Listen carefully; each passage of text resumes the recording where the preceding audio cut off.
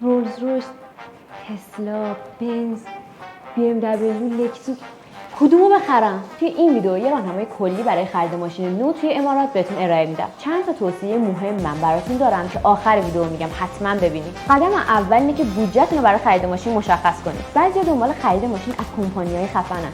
بعضی هم دلشون میخواد ماشین سال داشته باشن و بعضیا دنبال ماشین‌های اقتصادی ان. بنابراین برای خرید ماشین نو سه تا راه دارید. اولین راه و معتبرترین راه خرید از نمایندگی کمپانی‌ها. دومین راه اینه که یه سری به این سایت‌ها بزنید. سایت‌های مختلفی برای خرید ماشین وجود دارن که میتونید واردشون بشین و ماشین مورد علاقتون رو انتخاب کنید. و سومین راه هم اینه که برید سراغ بازارهای ماشین. چه بازاری؟ بفرمایید.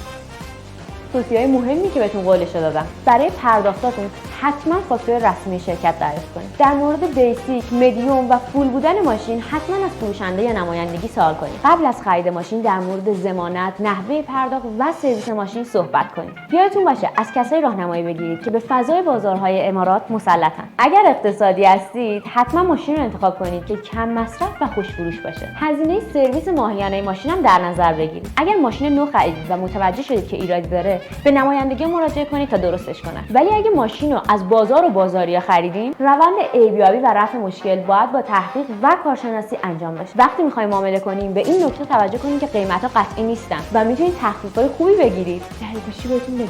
چون ماهرناسی نمایندگی تخفیف‌های خوبی معمولاً روی ماشینشون میذارن. آها راستی، اگه برای خرید ماشین به راهنمایی نیاز دارید، دایرکت پاسخگوتون هستید. در آخرم بهمون بگید که دو گردی رو با چه ماشینی دوست دارید. توی کامنت‌ها منتظرتون هستم.